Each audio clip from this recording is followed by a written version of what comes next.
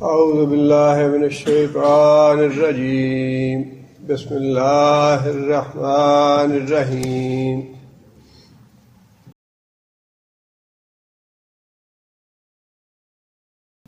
وَهُوَ الَّذِي، اور وہ اللہ ہی ہے یا وہی ذات ہے، انشأکم، جس نے پیدا کیا تم کو، من نفس واحدۃ، ایک جان سے، فمستقر ومستودع، ہر جان کے لیے ایک جائے قرار ہے اور ایک اس کے سونپے جانے کی جگہ ہے۔ قد فصلنا الآیات، ہم نے آیات کھول کے بیان کر دی ہیں، لقوم یفقہون، ان لوگوں کے لیے جو بات سمجھنا چاہتے ہیں۔ یہاں اللہ تعالیٰ نے یہ بات ارشاد فرمائی کہ ہم نے تمہیں ایک جان سے پیدا کیا ہے۔ مراد کون ہے؟ آدم علیہ السلام۔ اور اللہ تعالیٰ نے دوسری جگہ پہ یہ بات بھی ارشاد فرمائی کہ آدم علیہ السلام کو اللہ تعالیٰ نے اپنے ہاتھ سے بنایا۔ جب ابلیس کو اللہ تعالیٰ نے حکم دیا سجدہ کرنے کا، سارے جنات کو بھی اور فرشتوں کو بھی، ابلیس نے انکار کیا تو اللہ تعالیٰ نے پوچھا اس سے، یا ابلیس ما منعک ان تسجد لما خلقت بیدی، جس کو میں نے اپنے ہاتھ سے بنایا ہے اس کو تو نے سجدہ کیوں نہیں کیا؟ اللہ تعالیٰ نے مٹی کا پتلا بنایا اور اس میں پھر اپنی روح پھونکی۔ اس طرح کی جتنی بھی آیات ہیں، یا ایھا الناس اتقوا ربکم الذی خلقکم من نفس واحدہ وخلق منہا زوجہا، ایک جان سے پہلے پیدا کیا تم کو، پھر اس سے اس کا جوڑا بنایا۔ یہاں بھی اللہ تعالیٰ نے یہ بات ارشاد فرمائی کہ وہی ذات ہے جس نے تم کو ایک نفس سے پیدا کیا۔ اس طرح کی اور بھی آیتیں ہیں قرآن مجید میں جو کہ یہودیوں کے نظریہ ارتقاء کی تردید کرتی ہیں، جسے ایولیوشن تھیوری کہا جاتا ہے، اور جو آج بھی مدارس میں بچوں کو پڑھایا جاتا ہے۔ یہ قرآن کی تعلیم اور شریعت کے جو احکام ہیں ان کے بالکل خلاف ہے ایولیوشن تھیوری یا نظریہ ارتقاء، کہ پہلے امیبا سے خلیہ تھا، جس سے آگے چھوٹی چیزیں پیدا ہوئیں، مچھر پیدا ہوا، مکھی پیدا ہوئی، پھر اس سے ٹڈا پیدا ہوا، پھر اس سے آگے سانپ بنا، پھر اس کا پرندہ بنا، پھر بندر بنا، بندر سے پھر انسان بنا۔ یہ جو سارا ترتیب اور مراحل بیان کیے جاتے ہیں یا بتائے جاتے ہیں، پہلی بات تو یہ ہے کہ یہ ہے ساری مفروضہ۔ جس نے یہ گھڑا ہے قصہ، وہ بدبخت اس وقت موجود تو نہیں تھا جب دیکھتا رہا ہو کہ یہ پہلی چیزیں بنی ہیں اور پھر آہستہ آہستہ بندر سے انسان بنا ہے۔ یہ سارا قصہ جو ہے یہ فرضی قصہ ہے، اور اس فرضی قصے پہ سائنس کے نام پہ ہمارے جاہل جو لوگ ہیں یا جو مروب ہیں سائنس سے، انہوں نے بالکل اس طرح اس کو قبول کر لیا ہے جس طرح واقعی لکھنے والے نے خود اپنی آنکھوں سے دیکھا ہو۔ اور اللہ نے جو سب سے سچا ہے، جس نے بنایا ہے، جس نے تخلیق کیا ہے، اللہ کی بار بار یہ بات ریپیٹ ہوئی ہے قرآن مجید میں کہ میں نے تمہیں ایک جان سے پیدا کیا، میں نے تمہیں ایک نفس سے پیدا کیا۔ هل اتى على الانسان حين من الدهر لم يكن شيئا مذكورا، انسان پہ ایک زمانہ ایسا بھی آیا کہ وہ کوئی قابل ذکر چیز ہی نہیں تھا، اس سے پہلے اس کا وجود ہی نہیں تھا، نہ ٹڈا تھا، نہ مکھی تھا، نہ مچھر تھا، نہ بندر تھا، نہ سانپ تھا، کچھ بھی نہیں تھا، بلکہ اللہ تعالیٰ نے انسان کو احسن تقویم میں خود بنایا۔ اللہ تعالیٰ نے جو شکل دی ہے، جو شباہت دی ہے انسان کو، ہاتھ پاؤں دیے ہیں، اللہ تعالیٰ فرماتے ہیں کہ میں نے تو خود انسان کو بہترین تخلیق عطا کی ہے۔ اور یہ اللہ تعالیٰ کی بہترین تخلیق کا انکار ہے کہ انسان جو ہے وہ خلیے سے بڑھتا بڑھتا آگے مختلف مراحل سے گزرتا گزرتا آگے انسان بن گیا، اپنے آپ ہی بن گیا۔ اس میں اس بات کی تردید ہے، اور اللہ نے فرمایا کہ ہم نے تمہیں ایک جان سے پیدا کیا، وخلق منہا زوجہا، اور اس ایک جان سے پھر ہم نے اس کا جوڑا پیدا کیا، وبث منہما رجالا کثیرا ونساء، اور پھر ہم نے اس جوڑے سے آگے بے شمار مرد اور عورتیں پیدا کیے جن کو زمین میں پھیلا دیا ہم نے. آگے پھر اللہ فرماتے ہیں فَمُسْتَقَرٌ، اور ہر آدمی کے لیے ایک جائے قرار ہے، ٹھہرنے کی جگہ. مراد کیا ہے؟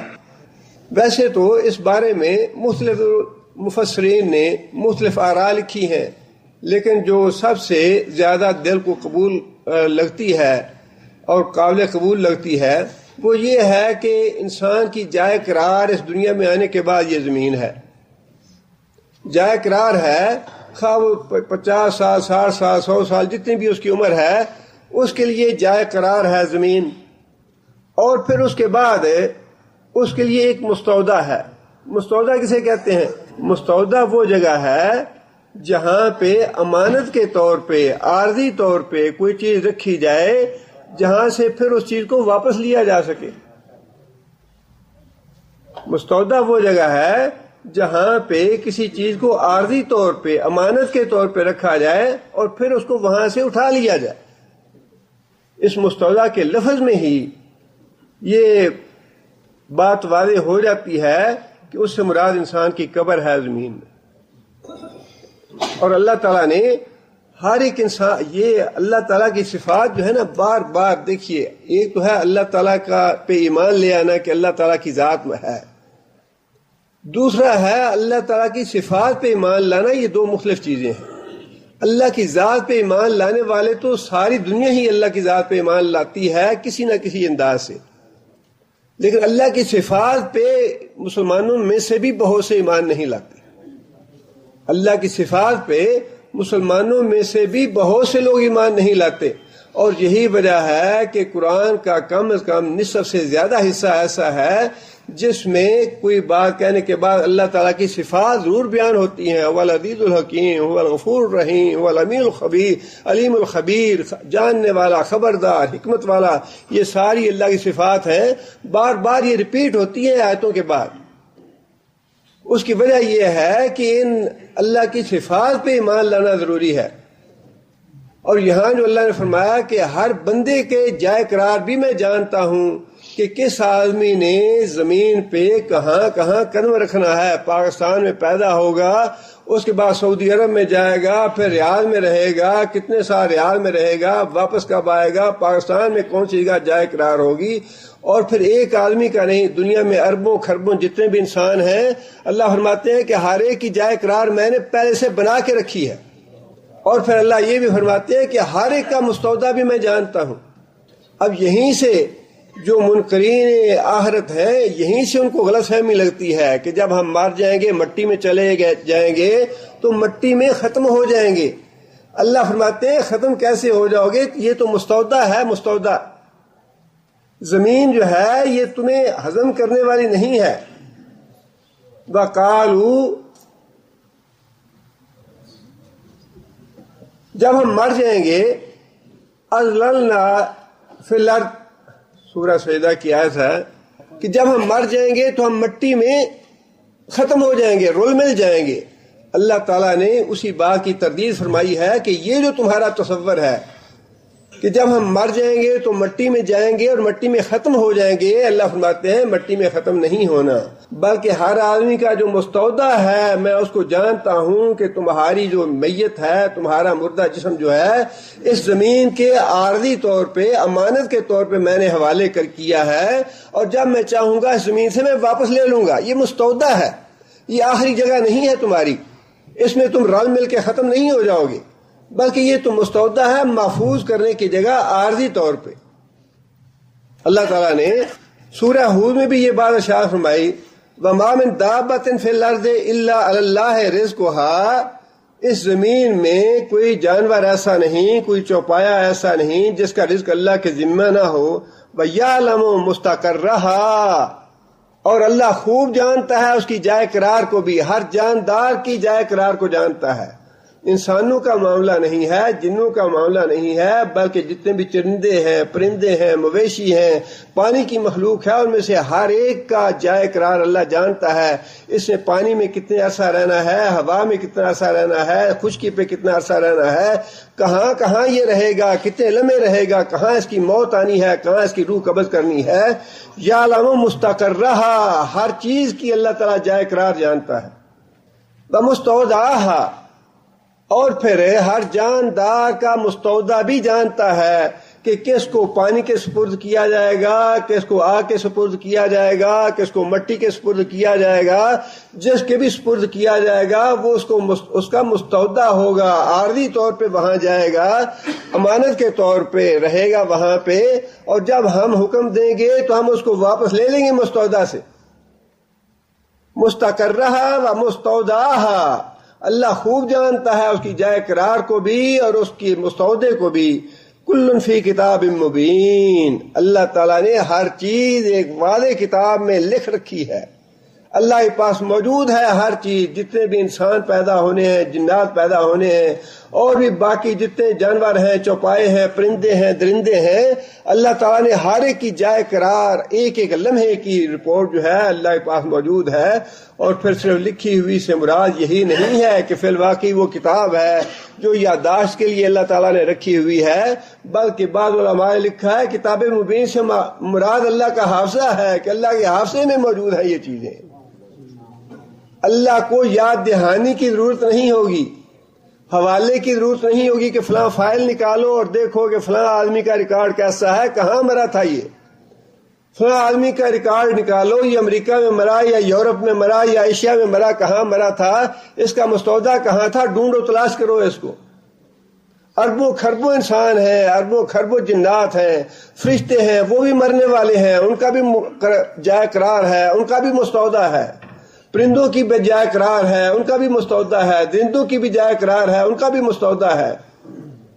اللہ فرماتے ہیں کہ میں ذاتی طور پہ جانتا ہوں ہر ایک کا مستودع کون سا ہے اور جائے قرار کون سی ہے اس کی۔ وَقَالُوا أَإِذَا ضَلَلْنَا فِي الْأَرْضِ أَإِنَّا لَفِي خَلْقٍ جَدِيدٍ، کیا لوگ یہ کہتے ہیں کہ جب ہم مر کے مٹی میں ختم ہو جائیں گے، أَإِنَّا لَفِي خَلْقٍ جَدِيدٍ، کیا دوبارہ پیدا کیے جائیں گے؟ اللہ نے فرمایا کہ یہی تمہاری گمراہی کی وجہ ہے، یہ جو تم نے سوچ لیا کہ کیا ہم مر کے مٹی ہو جائیں گے، رول مل جائیں گے، ختم ہو جائیں گے، اس کے بعد ہم دوبارہ زندہ کیے جائیں گے۔ فرمایا کہ تم مٹی میں رول مل کے ختم نہیں ہوگے، یہ تو مستودع ہے، مستودع۔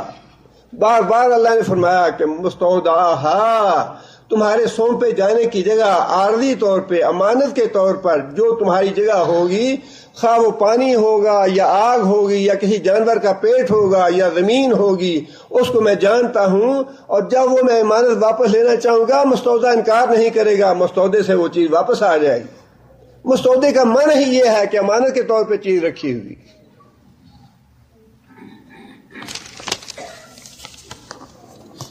آگے اللہ فرماتے ہیں قَدْ فَصَّلْنَا الْآيَاتِ لِقَوْمٍ يَفْقَهُونَ، ہم نے کھول کے باتیں بیان کر دی ہیں، اپنے احکام بیان کر دیے ہیں، لِقَوْمٍ يَفْقَهُونَ، ان لوگوں کے لیے جو بات کو سمجھنا چاہتے ہیں، جو بات کو سمجھنا نہیں چاہتے، جو ضد اور ہٹ درمی پڑے ہوئے ہیں، جنہوں نے انکار پہ کمر باندھ لی ہے، ان کے لیے اس میں ہدایت نہیں ہے۔ قرآن مجید میں ان کے لیے ہدایت نہیں ہے۔ جس کی تڑپ ہے، جس کی تمنا ہے، جس کی خواہش ہے ہدایت کی، اللہ فرماتے ہیں اس کے لیے ہدایت ہے اس میں۔ آگے پھر اللہ فرماتے ہیں وَهُوَ الَّذِي، یہ تو اللہ تعالیٰ نے توحید کی دلیل دی انسان کی اپنی ذات سے، کہ تمہیں ہم نے ایک جان سے پیدا کیا، اور انسان کی تخلیق میں انسان کے لیے بڑا سبق ہے۔ اور تخلیق کے بارے میں مشرک بھی یہ تسلیم کرتے تھے کہ خالق ہمارا اللہ ہی ہے، پیدا ہمیں اللہ ہی نے کیا ہے۔ یہ تو بدترین مشرکوں کی قسم آج پیدا ہو گئی، جو یہ کہتی ہے کہ فلاں بیٹا بھی دیتا ہے، فلاں بیٹی دیتا ہے، فلاں محروم کر دیتا ہے اولاد سے، یا فلاں اولاد دیتا ہے۔ یہ تو بدترین قسم ہے مشرکوں کی، اس زمانے کے مشرک تو یہی کہتے تھے کہ پیدا کرنے والا اللہ ہی ہے. وہ جو شریک بناتے تھے وہ کسی اور مقصد کے لیے بناتے تھے کہ یہ اللہ کے ہاں اللہ کے مقرب ہیں، اللہ کے ہاں ہمارے سفارشی ہوں گے، اللہ سے ہمیں نجات دلا دیں گے، ہمیں جنت میں لے جائیں گے، اس مقصد کے لیے. لیکن یہ کہتے تھے کہ خالق ہمارا اللہ ہی ہے، بیٹے بیٹیاں دینے والا اللہ ہی ہے. یہ تو اللہ تعالیٰ نے انسان کی اپنی ذات سے دلیل دے دی توحید کی. بعض دوسری باتوں کا ذکر فرمایا، وَهُوَ الَّذِي، اور وہ اللہ ہی ہے، انزل من السماء ماء، نازل کیا آسمان سے پانی. آسمان سے مراد بادل. آسمان کا لفظ، سما کا لفظ جو ہے بادلوں کے لیے بھی استعمال ہوا ہے اور جو 7 آسمان ہیں ان کے لیے بھی استعمال ہوا ہے. یہاں سما کا لفظ جو ہے وہ بادل کے لیے اللہ نے استعمال فرمایا، اور وہ اللہ ہی ہے جس نے آسمان سے پانی نازل کیا. فَأَخْرَجْنَا بِهِ نَبَاتَ كُلِّ شَيْءٍ، فَأَخْرَجْنَا، اور ہم نے نکالا. ہم پہ زور ہے یہ، اخرجنا، ہم نے نکالا، بہی، اس کے ذریعے. کس کے ذریعے؟ پانی کے ذریعے. ہی کی ضمیر پانی کی طرف. نباتا کل شے، ہر طرح کی، ہر قسم کی نباتات، زمین سے اگنے والی جتنی بھی چیزیں ہیں، غلہ ہے، پھل ہے، پھول ہے، گھاس ہے، اور بھی جتنی چیزیں ہیں نباتات ساری کی ساری. فرمایا کہ ہم نے ہر طرح کی مختلف قسم کی نباتات پیدا کی اس پانی کے ذریعے. فَأَخْرَجْنَا مِنْهُ خَضِرًا، اور پھر ہم نے نکالا اس کے ذریعے ہرے بھرے کھیت. نُخْرِجُ مِنْهُ حَبًّا، اور پھر اس سے ہم نکالتے ہیں حبًّا، ایک دانہ. حبًّا ایک دانہ ہو گیا. اور متراکباً، راکب کسے کہتے ہیں؟ سوار کو. متراکباً، دانے کے اوپر دانہ چڑھا ہوا، دانے کے اوپر دانہ سوار. اللہ تعالیٰ نے اس سے پہلے دوسرے پارے میں ہم نے یہ آیت پڑھی تھی، مَثَلُ الَّذِينَ يُنْفِقُونَ أَمْوَالَهُمْ فِي سَبِيلِ اللَّهِ كَمَثَلِ حَبَّةٍ، جو لوگ اللہ کی راہ میں اللہ کی رضا کے لیے مال خرچ کرتے ہیں ان کا معاملہ ایسا ہے کمثل حبۃ، جس طرح تم ایک دانہ زمین میں ڈالتے ہو، ایک دانہ بوتے ہو زمین میں، انبتت 7 سنابل، اس سے کتنے خوشے نکلے؟ 7 خوشے نکلے، اس سے 7 کونپلیں نکلی اس سے. فی کل سنبلۃ 100 حبہ، اور ہر کونپل میں کتنے دانے آئے؟ 100 دانے آ گئے. دانے کے اوپر دانہ چڑھا ہوا، دانے کے اوپر متراکباً، سوار ہے دانے کے اوپر دانہ. اور اس طرح وہ کونپل اللہ بنا دیتے ہیں کہ ایک کونپل میں 100 دانے آ گئے، اور ایک دانے سے کتنے دانے نکلے؟ 700. ایک دانے سے 7 کونپلیں نکلیں اور ہر کونپل میں 100 دانے آئے. ایک دانے سے اللہ نے کتنے پیدا کر دیے؟ 100 دانے. وہی بات اللہ تعالیٰ یہاں ارشاد فرما رہے ہیں، وہ اللہ ہی ہے جس نے ہر طرح کی نباتات اگائی اور پھر اس سے سرسبزہ اگایا، اور پھر اس سے ایک دانہ متراکباً، دانے کے اوپر دانہ چڑھا ہوا، تہ در تہ دانے ہم نے نکال دیے. دانہ تم نے ایک زمین میں ڈالا، اس ایک دانے سے ہم نے 700 تمہیں دے دیے. جتنے بھی انسان دانے ڈالتا ہے ہر دانے کے عوض میں 700 دانہ حاصل کرتا ہے. آگے پھر فرمایا کہ وَمِنَ النَّخْلِ، اور ذرا کھجور کا معاملہ دیکھو. کھجور میں سے من طلعہا کنوان دانیۃ، طلعہا، طلع کا معنی کھجور کا پہلے ایک بند سا شگوفہ نکلتا ہے جس کے اندر ہم تو اسے بور کہتے ہیں، پتہ نہیں کیا اس کا کہا جاتا ہے. اب وہ جب بڑا ہوتا ہے اس کے اندر سے شگوفہ نکلتا ہے، اس شگوفے کے اوپر دانے لگے ہوتے ہیں ہزاروں کے حساب سے. ایک جو گچھا ہے کھجور کا اس کے اوپر ہزاروں دانے لگے ہیں. اب یہ کھجور پیدا ہوئی کتنے دانوں سے؟ ایک بیج ڈالا آپ نے، کھجور کی ایک گٹھلی ڈالی، اسے کھجور کا درخت پیدا ہوا.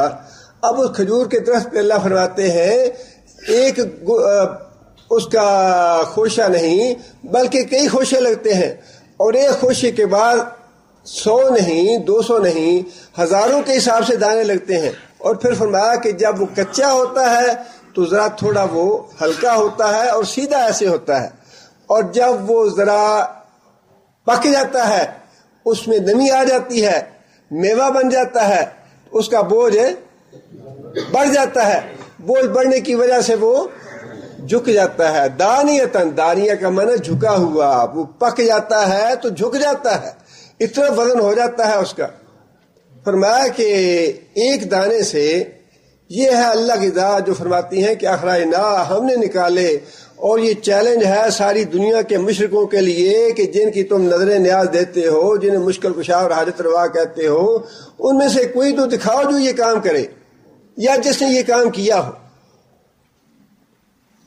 اللہ تعالیٰ نے تو اتنی سادہ، لیکن ہے یہ بات ایسے ہی کہ انسان قرآن پڑھے تو توجہ جاتی ہے ان چیزوں کی طرف کہ واقعی یہ حقائق ہیں، لیکن اگر انسان قرآن کو نہ پڑھے اور ان چیزوں کے بارے میں غور و فکر نہ کیا جائے جیسے کہ اللہ نے ہدایت فرمائی ہے، تو پھر انسان کی زندگی جو ہے وہ گدھوں جیسی اور جانوروں جیسی ہے۔ انسان کھا پی کے اپنا فائدہ حاصل کر لیتا ہے، مر جاتا ہے۔ اپنا فائدہ حاصل کرنے کے بعد اس پہ غور و فکر نہ کرنا اور جس نے وہ نعمتیں پیدا کی ہیں اس کا شکر گزار نہ ہونا، یہ تو جانوروں کی زندگی ہے۔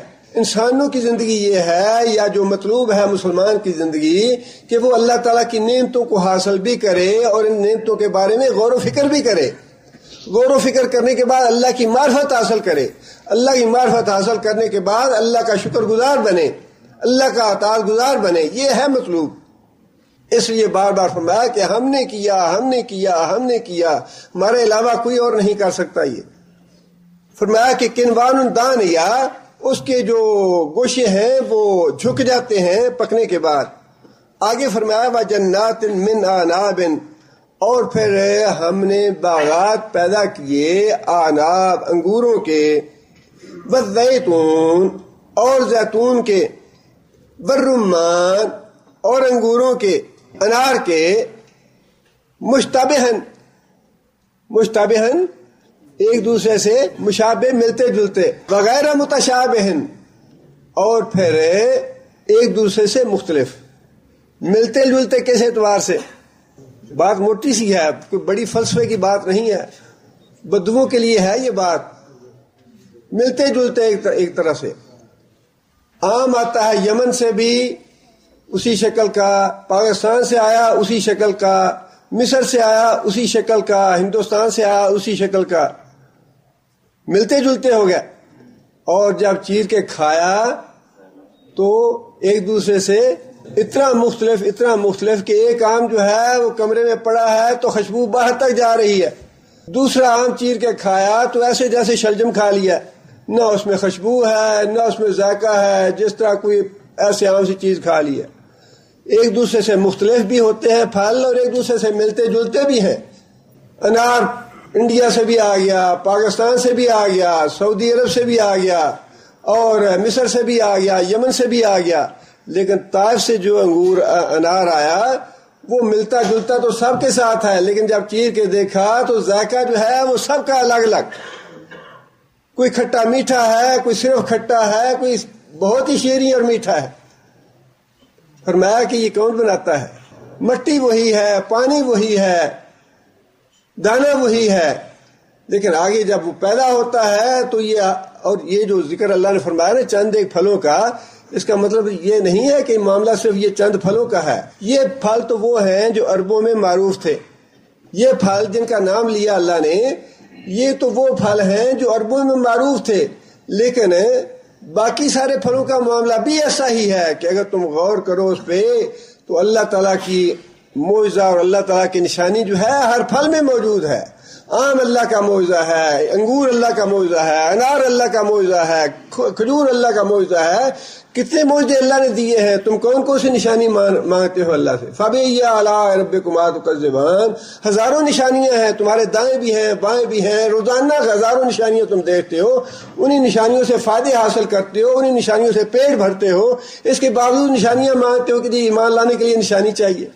اور پھر آگے تو اللہ تعالیٰ نے یہی بات ارشاد فرمائی، انظرو کیا مانا؟ ذرا غور کرو. آگے پہلے بھی اللہ تعالیٰ نے جو الفاظ ارشاد فرمائے، جو چیزیں ہمارے سامنے رکھیں، وہ اسی لیے تھیں کہ ہم ان پہ غور کریں. کھجور ہے، انگور ہے، انار ہے، جو بھی اللہ تعالیٰ نے ہمیں پھل دیے ہیں غور و فکر کے لیے. لیکن آخر میں پھر یہ بات ارشاد فرمائی، انظرو ذرا غور کرو. کس بات پہ؟ الی ثمرہ اذا اثمر، الی ثمرہ اذا اثمر. یہ جو پھلوں کا ہم نے ذکر کیا پچھلے حصے میں، یہ جب پھل لگتا ہے درخت سے اس وقت کا ذرا پھل دیکھو، اس پہ غور کرو. وَيَنْعِهِ، اور جب وہ پک جاتا ہے تو پھر ذرا اس پہ غور کرو. کچے پھل سے لے کر پھل کے پکنے تک جن مراحل سے یہ پھل گزرا ہے، سبحان اللہ، اللہ تعالیٰ نے کس طرح ہمیں سمجھائی ہے باتیں. کوئی اس طرح سر کھپاتا ہے جس طرح اللہ نے بتایا ہے؟ حالانکہ یہ ہیں تو معمول کی باتیں. باغ سے کون واقف نہیں ہے، درختوں سے کون واقف نہیں ہے، پھلوں سے کون واقف نہیں ہے. روزانہ ہم یہ پھل کھاتے ہیں، لیکن یہ تو اللہ ہی نصیحت فرمانے والے ہیں، اللہ ہی واعظ فرمانے والے ہیں، اللہ ہی یہ توجہ دلانے والے ہیں کہ اے انسان ذرا غور کر کہ جب یہ پھل لگتا ہے کچا درخت کے ساتھ، اس وقت اس کی حالت کیا ہوتی ہے. اس وقت تم پسند کرتے ہو اس کو اتار کے کھا لینا، اور جب یہ آہستہ آہستہ پکنا شروع ہوتا ہے اس کا رنگ بھی بدلنا شروع ہو جاتا ہے. پہلے اس کا رنگ سبز، گہرا سبز ہوتا ہے، پھر اس کا سبزی آہستہ آہستہ کم ہونی شروع ہوتی ہے، پھر اس کی سبزی میں زردی آنی شروع ہو جاتی ہے، پھر وہ آہستہ آہستہ مکمل طور پہ زرد ہو جاتا ہے، اندر سے پک جاتا ہے، اس میں خوشبو بھی آ جاتی ہے. کچا پھل میں خوشبو نہیں ہوتی، پکے پھل میں خوشبو بھی آ جاتی ہے. اور جب پھل پک جاتا ہے تو پھر تمہاری طبیعت میں رغبت پیدا ہو جاتی ہے کہ اس کو اتار کے کھایا جائے. ان سارے مراحل سے پھل کو گزارنے والا کون ہے؟ فرمایا کہ جب پھل لگتا ہے اس وقت بھی ذرا غور کرو، اور جب پھل پک جاتا ہے، جب تم اس کو اتارتے ہو تو اس وقت پہ بھی ذرا غور کرو. اور پھر اللہ تعالیٰ نے یہ بات ایک جگہ پہ نہیں بلکہ بہت سی جگہ پہ ارشاد فرمائی ہے. سورہ الرحمن میں اللہ تعالیٰ نے ایک اور طرح سے باتیں وہی ہیں جو بار بار اللہ تعالیٰ ہمیں اپنی نشانی کے طور پہ اور توحید کے دلائل کے طور پہ بار بار ہمارے سامنے رکھتے ہیں. وَالْأَرْضَ وَضَعَهَا لِلْأَنَامِ، زمین کو ہم نے بچھا دیا ساری مخلوق کے لیے. فِيهَا فَاكِهَةٌ، اور پھر ہم نے اس میں پھل پیدا کیے.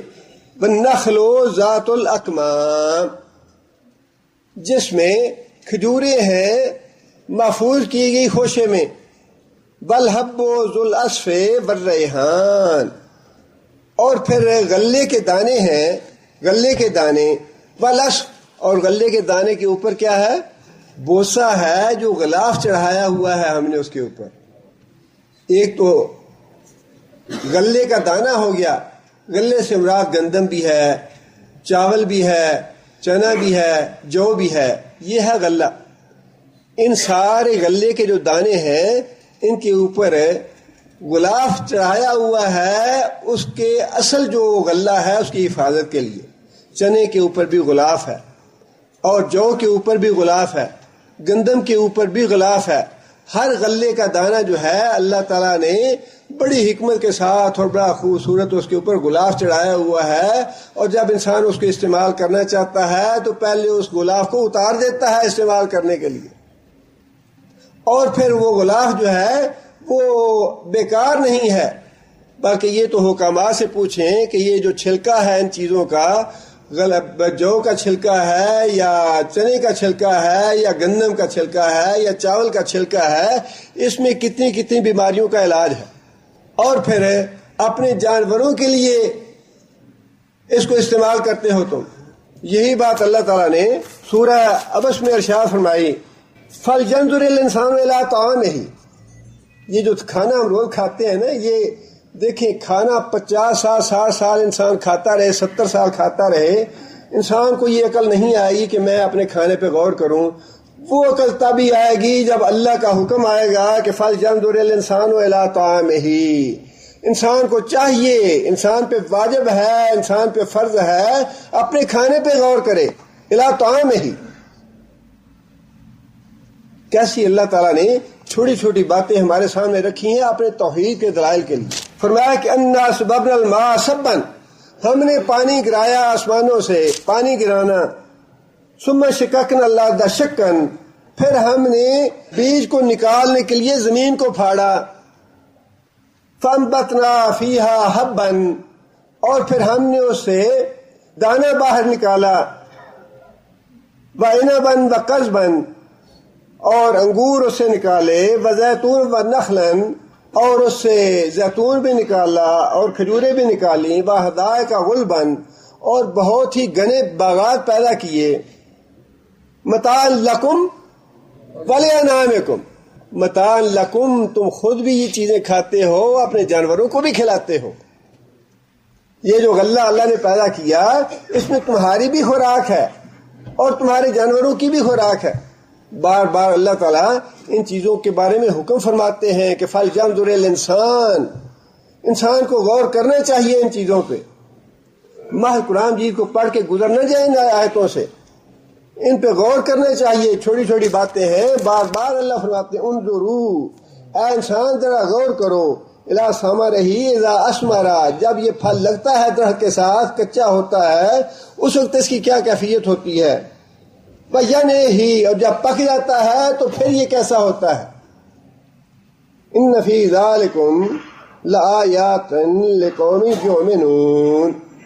اب اللہ فرماتے ہیں کہ یہ جو پھل ہم نے پیدا کیے اور ان کے ساتھ پھول لگائے، ان کے ساتھ پتے پیدا کیے، ان کی شاخیں پیدا کیں، درختوں کی جڑیں پیدا کیں. فرمایا کہ یہ ایک جو درخت ہے، جو پھل تم حاصل کرتے ہو، غور کرنے کے لیے، سبق حاصل کرنے کے لیے. پھل تو دور کی بات ہے، ایک پتا جب درخت کے ساتھ لگتا ہے، پتا درخت کے ساتھ لگتا ہے، اس پتے کے اوپر جو نقش و نگار آ جاتے ہیں، وہ نقش و نگار کون پیدا کرتا ہے؟ اور ایک پتے پہ نہیں، جتنے پتے اس کے ساتھ لگتے ہیں سب پہ نقش و نگار پیدا ہوتے ہیں، اور وہ سارے نقش و نگار ایک دوسرے سے مختلف ہوتے ہیں. جب پتا ساتھ لگتا ہے تو گہرے سبز رنگ کا ہوتا ہے، جیسے پتا بڑھتا جاتا ہے اس کے رنگ میں تبدیلی آتی جاتی ہے. اگر انسان سبق حاصل کرنا چاہے، درخت کے پتے میں سبق ہے. اگر انسان سبق حاصل کرنا چاہے تو اس کے پھولوں میں سبق ہے. اگر انسان سبق حاصل کرنا چاہے تو اس کے پھلوں میں سبق ہے. ہر چیز میں نشانیاں ہیں انسان کے لیے، لیکن نشانیاں ان لوگوں کے لیے ہیں جو اللہ کی باتوں پہ ایمان لانا چاہتے ہیں. جو ایمان لانا نہیں چاہتے، جو اللہ کی آیتوں کو پڑھنا نہیں چاہتے، کبھی قرآن کو کھول کے نہیں دیکھا اور کبھی اس کی ضرورت محسوس نہیں کی. اللہ کو بھی ضرورت نہیں ہے کہ زبردستی لوگوں کو مسلمان بنایا جائے. اللہ زبردستی نہیں کرنا چاہتے، اسی میں امتحان ہے. اور یہ بات اللہ نے آگے ایک جگہ پہ نہیں، بار بار فرمائی ہے. اگر میں مسلمان بنانا چاہتا تو میرا تو ایک حکم کافی تھا ساری مخلوق کو مسلمان بنانے کے لیے، اور اللہ نے فرشتوں کو بنایا بھی، لیکن یہ مطلوب نہیں ہے انسانوں کے معاملے میں. فرمایا ان فی ذالکم لآیات لقوم یؤمنون. اس میں بہت سی نشانیاں ہیں پھلوں میں اور پھلوں کے درخت میں اور غلے کے جو پودا نکلتا ہے اس میں. فرمایا بہت سی نشانیاں ہیں ان لوگوں کے لیے جو ایمان لانا چاہتے ہیں. آگے پھر اللہ تعالیٰ نے توحید کے دلائل واضح فرما دیے اور پھر شرک کی تردید کے لیے یہ بات ارشاد فرمائی وَجَعَلُوا لِلَّهِ شُرَكَاءَ الْجِنَّ وَجَعَلُوا لِلَّهِ شُرَكَاءَ الْجِنَّ.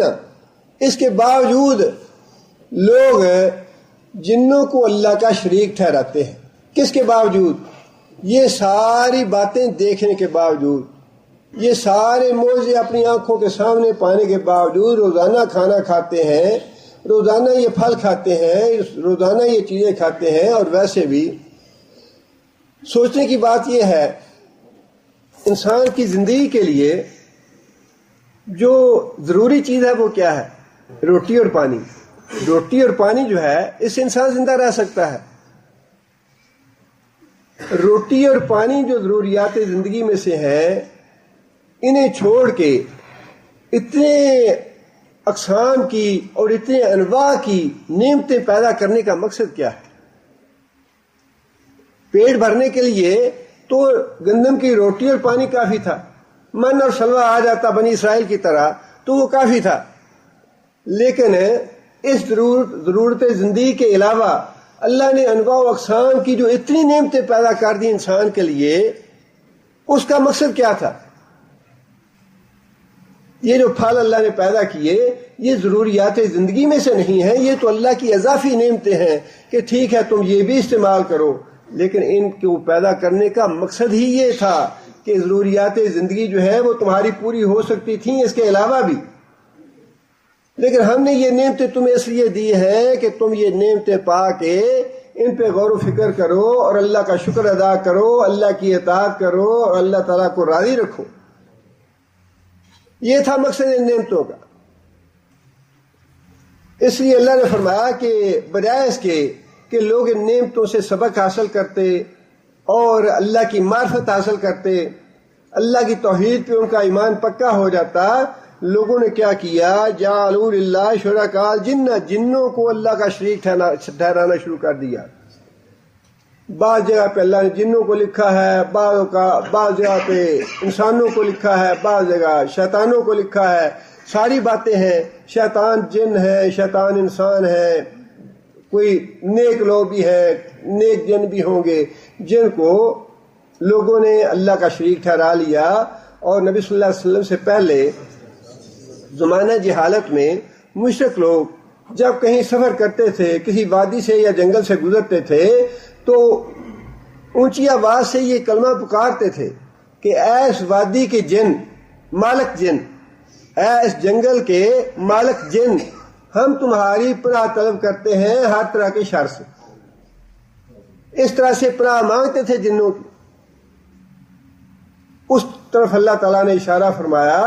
یہ ایک صحابی تھے، انہوں نے یہ اپنا واقعہ بیان کیا کہ میں نے ایک جنگل میں جا کے وادی میں رات بسر کرنی تھی، میں نے یہی کلمے کہے، میں نے یہ کلمے کہے تو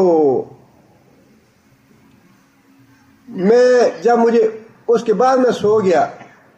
میں جب سویا تو میں نے خواب میں دیکھا کہ کوئی آدمی خنجر لے کے میری اونٹنی پہ حملہ آور ہو رہا ہے. مجھے جاگ آ گئی، لیکن میں نے دیکھا کہ آدمی تو کوئی نہیں، لیکن اونٹنی جو ہے وہ کانپ رہی ہے.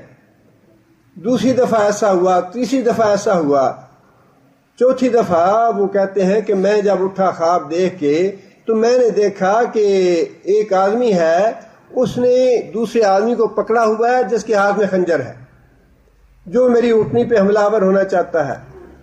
اور وہ آدمی مجھے کہتا ہے کہ تم نے ایسی بات کیوں کہی؟ اب تمہیں یہ کہنا چاہیے کہ اے محمد کے رب، ہمیں ہر طرح کے شر سے پناہ دے. وہ کہنے لگا کہ اس کا کیا مطلب؟ اس آدمی نے اسے بتایا کہ کیا تمہیں پتہ نہیں کہ محمد صلی اللہ علیہ وسلم اللہ کے رسول ہیں جو مبعوث ہو چکے ہیں، مدینہ میں ہیں، ان کے رب کی پناہ طلب کرو اور تم ان پہ ایمان لاؤ، مدینہ میں جاؤ. وہ آدمی کہتا ہے کہ میں نبی صلی اللہ علیہ وسلم کے پاس پہنچا مدینہ میں، اور جب میں نبی صلی اللہ علیہ وسلم کے پاس پہنچا تو نبی صلی اللہ علیہ وسلم نے وحی کے ذریعے جو اطلاع ملی تھی نبی صلی اللہ علیہ وسلم کو وہ مجھے بتا دی کہ تمہارے ساتھ یہ معاملہ ہوا ہے.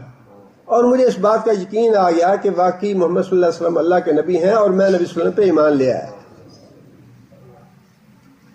اس طرح سے لوگ جنات کو اللہ کا شریک بناتے تھے. اور پھر قرآن مجید میں اللہ تعالیٰ نے یہ بات بھی ارشاد فرمائی ہے کہ جو مشرک تھے انہوں نے جنات کے ساتھ اللہ تعالیٰ کا نسب قائم کر رکھا تھا. قرآن مجید میں اللہ نے یہ بات ارشاد فرمائی کہ مشرک لوگوں نے جنات کا نسب قائم کر رکھا تھا اللہ تعالیٰ سے کہ جنات میں سے اللہ کی بیوی ہے اور پھر اس سے اللہ کے بیٹے اور بیٹیاں ہیں. اس کی بھی اللہ نے تردید فرمائی یہیں پہ وَخَلَقَهُمْ. آگے اللہ نے فرمایا کہ لوگوں کا کام یہ ہے کہ یہ ساری چیزیں توحید کے دلائل دیکھنے کے باوجود انہوں نے جنوں کو اللہ کا شریک بنا رکھا ہے. وَخَلَقَهُمْ. حالانکہ اللہ نے ان کو پیدا کیا ہے. یہ اللہ نے ان کو پیدا کرنے کی ایک بہت بڑی دلیل دی ہے کہ جس کو میں نے پیدا کیا ہے وہ میرا شریک نہیں ہے. اس سے پہلے ایک بڑی سادہ سی عام سی دلیل اللہ تعالیٰ نے عیسیٰ کے بیٹے نہ ہونے کی دلیل دی ہے جو آل عمران میں ہم پڑھ چکے ہیں. وہ دلیل کیا تھی؟ کانا یاکلان الطعام، کہ عیسیٰ اور مریم دونوں کھانا کھاتے تھے لہذا وہ میرے شریک نہیں ہیں. بڑی ایک عام سی اور سادہ سی مثال دی تھی اللہ نے، دلیل دی تھی کہ وہ دونوں کھانا کھاتے، دونوں کھانے کے محتاج ہیں. جو خود کھانے کے محتاج ہیں وہ میرے شریک نہیں ہیں. یہاں پہ اللہ تعالیٰ نے ایک اور بڑی ٹھوس دلیل دی ہے مشرکوں کو کہ تم جنہیں مشرک کہتے ہو خالقہم، ان کو تو میں نے پیدا کیا ہے، یہ میرے شریک کیسے ہو گئے؟ جس کا مطلب یہ ہے کہ ہر وہ شے، ہر وہ چیز اور ہر وہ جاندار جس کو اللہ نے پیدا کیا ہے وہ اللہ کا شریک نہیں ہو سکتا. عبد القادر جیلانی مشکل کشا اس لیے نہیں ہے کہ اللہ نے ان کو پیدا کیا ہے. علی حجویری حاجت روا اس لیے نہیں ہے کہ اللہ نے ان کو پیدا کیا ہے. کوئی دیوی اور دیوتا اللہ کا شریک نہیں ہے، اللہ کا مظہر نہیں ہے، اس لیے کہ اللہ نے ان کو پیدا کیا ہے. کوئی جن یا کوئی ولی یا کوئی پیغمبر یا کوئی نبی اللہ کا شریک اس لیے نہیں ہے کہ اللہ نے ان کو پیدا کیا ہے. خالقہم. اللہ فرماتے ہیں کہ جس کو میں نے پیدا کیا ہے وہ تو میرا غلام ہو سکتا ہے، میرا بندہ ہو سکتا ہے، لیکن میرا شریک نہیں ہو سکتا. جنوں کو میں نے پیدا کیا ہے اور جو پیدا ہوا ہے اس پہ موت بھی آنی ہے. جس کو میں نے پیدا کیا ہے اس پہ موت بھی آنی ہے، اور جس کو پیدا کیا جس پہ موت آئی وہ میرا شریک نہیں ہو سکتا. عبد القادر جیلانی ہوں، علی حجویری ہوں، معین الدین چشتی ہوں، امام بری ہوں، جو بھی ہوں، سب کو اللہ نے پیدا کیا، ان پہ موت بھی آئی، لہذا یہ اللہ کے شریک نہیں ہے. نہ حاجت روا ہے، نہ مشکل کشا ہے، نہ نفع نقصان دیتے ہیں، نہ زندگی موت کے مالک ہیں، نہ اولاد دیتے ہیں، نہ رزق دیتے ہیں، کچھ نہیں دیتے. اللہ نے بار بار فرمایا انبتنا، ہم نے اگایا، ہم نے دیا، ہم نے پیدا کیا. رزقنا، ہم نے رزق دیا.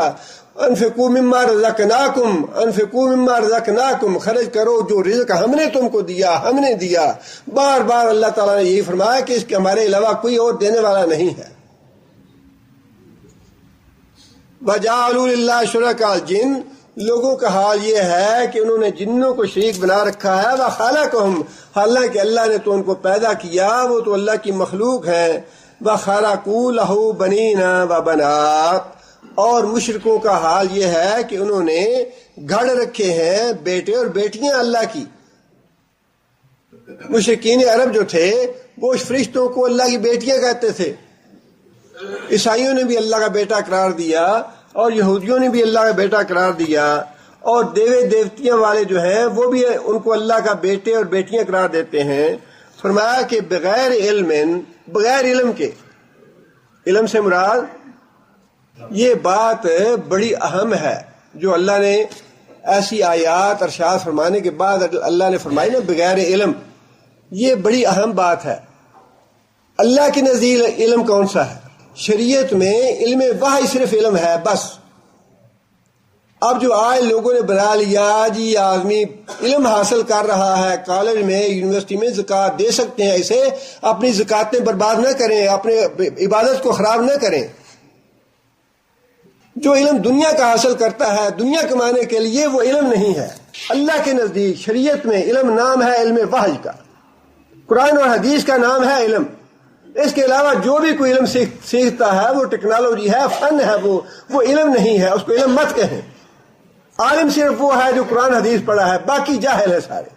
خواہ پی ایچ ڈی کیا ہے یا ایم ایس سی کیا ہے یا ایم اے کیا ہے، جو بھی کیا ہے، جو قرآن حدیث سے ناواقف ہے وہ جاہل ہے، خواہ کتنا پڑھا لکھا کیوں نہ ہو دنیا کا. عالم وہ ہے جس نے قرآن حدیث پڑھا ہے، جو علم وحی سے واقف ہے. یہاں جو بات اللہ نے فرمائی کہ انہوں نے اللہ کے بیٹے اور بیٹیاں بنا رکھی ہیں بغیر علم، یہاں علم سے مراد علم وحی ہے کہ علم وحی نہیں ہے ان کے پاس، کتاب و سنت کی کوئی دلیل نہیں ہے ان کے پاس، جو انہوں نے اللہ کے بیٹے اور بیٹیاں قرار دیے۔ جو بچے قرآن حدیث کا علم حاصل کرتے ہیں ان پہ زکوٰۃ صرف کی جا سکتی ہے، ان پہ زکوٰۃ لگتی ہے، لیکن آج اللہ معاف کرے ایسا ٹرینڈ بن گیا ہے، ایسے فتنے پھیل گئے ہیں، ایسی گمراہیاں پھیل گئی ہیں کہ وہ نبی صلی اللہ علیہ وسلم نے فرمایا تھا قیامت کے قریب جاہل لوگ فتوے دیں گے، خود بھی گمراہ ہوں گے، لوگوں کو بھی گمراہ کریں گے۔ زکوٰۃ جو ہے یہ عبادت ہے، صدقہ کرنا چاہتے ہیں بے شک کریں، لیکن زکوٰۃ وہاں استعمال کریں جہاں اللہ کے رسول کا حکم ہے۔ یہ زکوٰۃ عبادت ہے، عبادت خراب نہ کریں۔ ویسے آپ صدقہ کرنا چاہیں وہ نیکی ہے وہ، لیکن صدقہ کریں، اپنی زکوٰۃ نہ خراب کریں۔ زکوٰۃ صرف وہاں خرچ کریں جہاں اللہ کے رسول نے بتا دیا ہے کہ یہ ہے زکوٰۃ کی مقدار۔ سبحانہ وتعالی عما یصفون، اللہ فرماتے ہیں کہ اللہ کی ذات تو پاک ہے، اللہ کی ذات پاک ہے کس چیز سے؟ ہر خامی سے پاک ہے، ہر عیب سے پاک ہے۔ اولاد ہونا عیب ہے، اولاد جو ہے یہ انسان کو فتنہ کہا ہے اللہ نے، اولاد کو بھی، مال بھی فتنہ ہے، اولاد بھی فتنہ ہے، بیوی بھی فتنہ ہے۔ فرمایا کہ تمہاری بیوی میں تمہارے لیے فتنہ ہے، تمہاری اولاد میں تمہارے لیے فتنہ ہے، تمہارے مال میں تمہارے لیے فتنہ ہے، تمہارے گھر بار میں تمہارے لیے فتنہ ہے۔ مطلب یہ آزمائش کی چیزیں ہیں۔ فرمایا کہ اس فتنے کو تم ختم کر سکتے ہو نماز سے، روزہ سے، صدقہ سے، امر بالمعروف اور نہی عن المنکر سے۔ ان چیزوں سے یہ فتنے ختم ہوں گے۔ مرض بھی بتا دیا، اس کا علاج بھی بتا دیا کہ یہ بیوی اور بچے ہونا یہ فتنہ ہے۔ اللہ تعالیٰ اس فتنے سے محفوظ ہے، اللہ پاک ہے اس فتنے سے، اللہ ہر عیب سے پاک ہے، اللہ ہر برائی سے پاک ہے، اللہ ہر کمزوری سے پاک ہے۔ وَقُلِ الْحَمْدُ لِلَّهِ الَّذِي لَمْ يَتَّخِذْ وَلَدًا وَلَمْ يَكُنْ لَهُ وَلِيٌّ مِّنَ الذُّلِّ فَكَبِّرْهُ تَكْبِيرًا۔ اللہ کی حمد بھی بیان کرو، اللہ کی کبریائی بھی بیان کرو اس بات پہ اللہ کمزور نہیں ہے کہ انہوں نے کسی کو اپنا مددگار پیدا کیا ہو۔ اللہ کو یہ غوث نہیں چاہیے کہ میری مدد کریں گے، اللہ کو کتب نہیں چاہیے کہ میری مدد کریں گے، اللہ کو ولی نہیں چاہیے کہ یہ میری مدد کریں۔ اللہ فرماتا ہے کہ میں نے کسی کو بھی اپنی کمزوری دور کرنے کے لیے پیدا نہیں کیا، نہ میرا بیٹا ہے، نہ میری بیٹی ہے، نہ کوئی غوث ہے، کتب ہے، کچھ بھی نہیں ہے، سب کچھ میں ہی ہوں بس، میرے علاوہ کوئی، لا الہ الا انت، یا اللہ تیرے علاوہ کوئی نہیں ہے، باقی سارے تیری مخلوق ہیں، تیرے غلام ہیں، ہاتھ بندے غلام ہیں، خواہ وہ نبی ہے یا ولی ہے، جن ہے یا فرشتہ ہے، جو بھی ہے اللہ کے حضور ہاتھ بندے ہوئے ہے، اللہ کا بھکاری ہے، اللہ کا سوالی ہے، اللہ کا محتاج ہے۔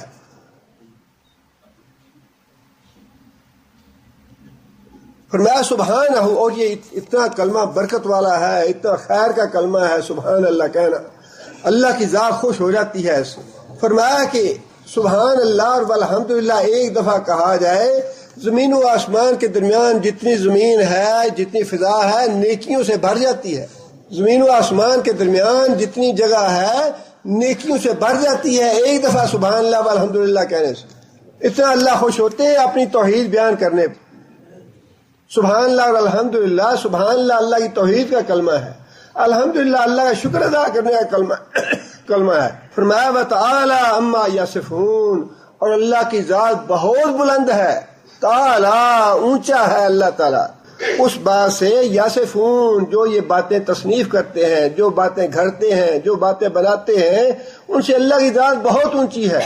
آگے پھر یہ تو زمین کی آیات تھیں، نشانیاں تھیں، اب آگے اللہ تعالیٰ نے آسمان کے بارے میں اپنی نشانیوں کا ذکر فرمایا ہے۔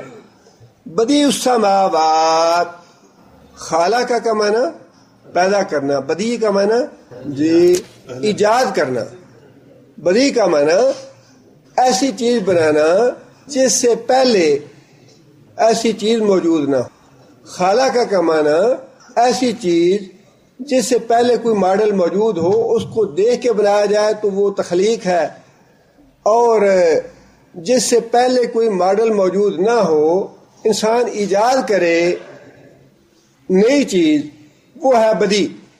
اللہ فرماتے ہیں بدی السماوات، آسمانوں کا ایجاد کرنے والا، والارض اور زمین کا، انا یکون لہ ولد، کیسے ہو سکتے ہیں اس کے بیٹے، اس کا بیٹا کیسے ہو سکتا ہے، ولم تکن لہ صاحبۃ، جبکہ اس کی بیوی ہی نہیں. اللہ تعالیٰ نے دونوں چیزوں کا انکار کر دیا. جو مشرک جنات سے اللہ کا نسب قائم کرتے تھے کہ جنات میں سے اللہ کی بیویاں ہیں، اس کی بھی تردید کر دی اللہ تعالیٰ نے، اور اللہ کے بیٹے اور بیٹیوں کی بھی تردید فرما دی. فرمایا کہ اللہ کے بیٹے کیسے ہو سکتے ہیں، اللہ کی اولاد کیسے ہو سکتی ہے. وَلَمْ تَكُنْ لَهُ صَاحِبَةٌ، اللہ کی تو بیوی ہی نہیں کوئی. جیسے میں نے عرض کیا کہ بیوی کمزوری ہے، فطرہ ہے بیوی مرد کے لیے، اور اللہ تعالیٰ ہر کمزوری سے اور ہر عیب سے پاک ہے. اللہ کی نہ بیوی ہے، نہ اللہ کی اولاد ہے، نہ اللہ کا کوئی جز ہے، نہ اللہ کا کوئی شریک ہے. اس جیسی کوئی ذات ہے ہی نہیں دنیا میں. آگے پھر فرمایا وَخَلَقَ كُلَّ شَيْءٍ، زمین اور آسمان بھی ایجاد کیے، اور زمین آسمان میں جو کچھ بھی ہے اس کو اللہ نے پیدا کیا. اور آگے اللہ تعالیٰ نے بڑی اچھی بات ارشاد فرمائی توحید کو دل میں جاگزیں کرنے کے لیے.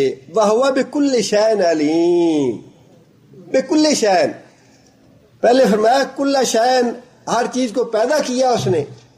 آگے فرمایا کہ جس چیز کو میں نے پیدا کیا ہے اس کا علم میں رکھتا ہوں. جس چیز کو پیدا کیا ہے انسان اس کا تصور نہیں کر سکتا. علماء نے یہی لکھا ہے کہ جو آدمی یہ بات کہے کہ اس کو اللہ کی معرفت حاصل ہو گئی وہ سب سے بڑا جھوٹا آدمی ہے. اللہ کی ذات اتنی عظیم ہے، اللہ کی ذات اتنی اعلیٰ اور اجل ہے کہ کسی انسان کو بس میں نہیں کہ اللہ کی معرفت حاصل کر سکے. یہاں ہم 200-300 آدمی بیٹھے ہیں، کس کے سر پہ کتنے بال ہیں، کس کی داڑھی میں کتنے بال ہیں، کس کے جسم پہ کتنے بال ہیں، اللہ کے علم میں ہے سب کچھ. کس کی آنکھ کے ابرو میں کے بال کتنے ہیں، کوئی آدمی اپنی آنکھ کے ابرو کے بال نہیں گن سکتا. اللہ فرماتے ہیں کہ مجھے پتا ہے. اور پھر یہاں 300 آدمی نہیں بلکہ پوری دنیا کے جتنے انسان ہیں سب کے سر کے بال، جسم کے بال، ناخن تک، اور جو بھی انسان کے اندر جسم کے ریشے ہیں، جو بھی انسان سب کچھ ہے. اور پھر اللہ کی تخلیق کا اندازہ انسان کر نہیں سکتا. یہ انسان کے سر پہ اربوں ارب بال ہیں. اور جو ماہرین ہیں آپ اندازہ کیجئے کہ ان کے بقول ایک آدمی کے جو سر کے بال ہیں ان میں سے کوئی 2 بال ایک دوسرے کے ساتھ ملتے نہیں ہیں. یہ ہے بدیع السماوات، بدیع ہے اللہ تعالیٰ. اور یہ صرف آسمان و زمین کا بدیع نہیں ہے، ہر انسان کے ساتھ جو معاملہ ہے اللہ تعالیٰ اس کے بالوں کی بھی بدیع ہے، اس کی آنکھوں کے بدیع ہے. انسان کی آنکھیں ایک دوسرے سے نہیں ملتی، یہ جو ہاتھوں کی لکیریں ہیں یہ نہیں ملتی، پاؤں کی لکیریں نہیں ملتی، ہاتھ ایک دوسرے کے شبہات میں نہیں ملتے، ایک جیسے ہیں لیکن مختلف بھی ہیں. یہ ہے اللہ کی ذات. فرمایا کہ وَخَلَقَ كُلَّ شَيْءٍ وَهُوَ بِكُلِّ شَيْءٍ عَلِيمٌ، وہ ہر چیز کو جانتا ہے، وہ محتاج نہیں کہ کوئی مجھ کو بتائے آ کے، کوئی میرا مددگار بنے، یا زمین کا خطہ میں کسی کے حوالے کروں کہ اس کی نگرانی تم کرو. زمین کے فلاں صوبہ جو ہے یا فلاں خطہ یا فلاں بر صغیر ہے یا فلاں جگہ جو ہے اس کے لیے میں نے فلاں کو اس پہ نگران مقرر کر دیا ہے. اللہ کو اس کی ضرورت نہیں، یہ اللہ کے لیے عیب ہے. یہ فرمایا کہ اللہ تعالیٰ کی ذات جو بھی اس نے پیدا کیا ہر چیز کو اللہ جاننے والا ہے. انسان جو ہے اس کے لیے ممکن نہیں ہے، کسی بھی انسان کے لیے، خواہ کوئی کتنا بزرگ ہو، کتنا ولی ہو، کتنا پہنچا ہوا ہو اللہ کا، اس کے لیے ممکن نہیں ہے. اس کے اپنے معاملات سمجھنا ممکن نہیں ہے. اپنے معاملات، دوسروں کی بات تو بڑی دور کی بات ہے. جی دوسروں کے دلوں کی بات جانتے ہیں، دوسروں کے معاملات جانتے ہیں، دوسروں کو یہ دیتے ہیں، فیض ہے، بڑا فیض ہے ان کا، فلاں کا فیض ہے، فلاں کا فیض ہے. اور یہ فیض پڑھ پڑھ کے ہماری تو عقل دنگ رہ جاتی ہے کہ کس طرح کے فیض جو ہے وہ منسوب کیے جاتے ہیں. وہ ساری چیزیں جو لوگ اپنے ٹھہرائے ہوئے شریکوں سے منسوب کرتے ہیں، وہ سارے کے سارے فیض اللہ سے حاصل ہوتے ہیں، اور انسان جو ہے وہ تو اپنی ذات سے واقف نہیں ہے کہ اس کے انسان کے اپنے اندر کیا ہے۔ انسان اپنی زندگی سے واقف ہے، نہ موت سے واقف ہے، کتنے سانس اس نے لینے ہیں، کتنے لقمے اس کے نصیب میں ہیں، کتنی روزی اس کے نصیب میں ہے، کتنے لمحے اس نے پانے ہیں۔ کسی انسان کو خود اپنا پتہ نہیں ہے، دوسرے کا کیا جانے گا وہ، جبکہ اللہ نے تو یہ چیلنج کیا ہے کہ میں ہر چیز جانتا ہوں، ہر چیز سے واقف ہوں۔ آگے پھر اللہ نے فرمایا کہ ذالکم اللہ ربکم لا الہ الا ہوا، ذالکم اللہ، اتنے سارے دلائل دینے کے بعد، اتنی ساری باتیں بتانے کے بعد اللہ تعالیٰ نے اپنا تعارف کروایا ہے۔ ذالکم اللہ ربکم، یہ ہے اللہ تمہارا رب، یہ ہے اللہ تمہارا رب۔ اللہ بھی اور رب بھی دونوں باتیں کیوں؟ مشرک اللہ کو مانتے تھے، رب نہیں مانتے تھے۔ آج بھی مشرک جو ہیں اللہ کو مانتے ہیں، اللہ کو رب نہیں مانتے۔ آج کے مشرک بھی رب نہیں مانتے اللہ کو۔ یہ جو اللہ تعالیٰ نے اس طرح سے بات تعارف کروایا اپنا، اس طرح سے بات ارشاد فرمائی، یہ جو شرک کی سوچ تھی، اللہ تعالیٰ نے اس سوچ کو ختم کرنے کے لیے یہ بات ارشاد فرمائی کہ صرف اللہ بات نہیں، اللہ سے بات نہیں بنتی، اللہ پہ ایمان لے آئے، اتنے سے بات نہیں بنتی، بلکہ بات مکمل تب ہوگی اللہ کو اپنا رب مانو، اللہ کو رزق دینے والا، اللہ کو پالنے والا، اللہ کو اولاد دینے والا، اللہ کو روزی دینے والا، اللہ کو زندگی اور موت دینے والا، اللہ ہی سب کچھ انسان کی پرورش کرنے والا، اور اللہ تعالیٰ ہی کی عبادت کے لائق ہے، یہ سارا بھی مانو۔ کسی دوسرے کو حاجت روا یا مشکل کشا نہ مانو، کوئی دوسرا تمہارا رب نہیں ہے، دوسرا تمہارا کوئی بیٹے بیٹیاں دینے والا نہیں ہے، روزی دینے والا نہیں ہے۔ وہی اللہ جس کو تم اپنا خالق سمجھتے ہو، وہی تمہارا رب بھی ہے، بیٹے بیٹیاں دینے والا وہی ہے، حاجت کشا اور مشکل کشا اور حاجت روا بھی وہی ہے، روزی دینے والا، زندگی موت دینے والا بھی وہی ہے۔ اللہ کو آج کے مشرک بھی مانتے ہیں، اس زمانے کے مشرک بھی اللہ کو مانتے تھے، لیکن اللہ منوانا چاہتے ہیں کہ جس اللہ کو اللہ مانتے ہو اس کو اپنا رب بھی مانو۔ اس لیے فرمایا کہ ذالکم اللہ ربکم، یہ ہے اللہ تمہارا رب، لا الہ الا ہوا، اس کے علاوہ کوئی عبادت کے لائق نہیں، اس کے علاوہ کسی کی نظر نیاز نہ دو، اس کے علاوہ کسی کے نام کے چڑھاوے نہ دو، اس کے نام کے علاوہ کسی کی قربانی نہ دو، اس کے نام کے علاوہ کسی کی 11ویں 12ویں 13ویں نہ دو۔ عبادت کے لائق صرف اس کی ذات ہے، وہ تمہارا اللہ بھی ہے، الہ بھی ہے، رب بھی ہے، خالق کل شے، ہر چیز کو پیدا کرنے والا، فاعبدوا، لہذا اسی کی بندگی کرو۔ اور بعض لوگ جو رزق حلال کمانا بھی عبادت ہے، اللہ کی اطاعت کو بھی عبادت کہا جاتا ہے، جی اللہ کی جو بات مانے وہ عبادت ہے۔ عبادت کا بڑا غلط مفہوم ہے یہ۔ عبادت کا معنی پوجنا، پرستش کرنا۔ عبادت صرف وہی ہے جس کو اللہ نے عبادت کہا ہے۔ اللہ کی اطاعت کرنا نیکی ہے، مطلوب ہے، لیکن ہر اللہ کی اطاعت کو یا نبی صلی اللہ علیہ وسلم کی اطاعت کو عبادت نہیں کہنا۔ رزق حلال کمانا نیکی ہے، لیکن رزق حلال کمانا عبادت نہیں ہے۔ عبادت وہ ہے جو مشرک بھی کرتے ہیں غیروں کے نام کی۔ ایک مشرک بھی یہ کہے گا کہ رزق حلال کھاؤ، ایک مشرک بھی یہ کہے گا کہ ہمیشہ سچ بولو، ایک مشرک بھی یہ کہے گا کہ چوری نہ کرو، ایک مشرک بھی یہ کہے گا کہ ڈاکہ نہ ڈالو، مشرک بھی یہ کہے گا قتل نہ کرو۔ لیکن یہ عبادتیں نہیں ہیں، یہ نیکی کام ضرور ہے، یہ مطلوب ضرور ہے، لیکن یہ عبادت نہیں ہے۔ عبادت وہ ہے جو مشرک بھی کر رہا ہے، نظر نیاز دے رہا ہے، چڑھاوے چڑھا رہا ہے، اس کے نام کی قربانی دے رہا ہے، اس کے نام کا صدقہ دے رہا ہے، اس کے نام کی سبیل لگا رکھی ہے، اس کے نام کی 11ویں 12ویں دے رہا ہے۔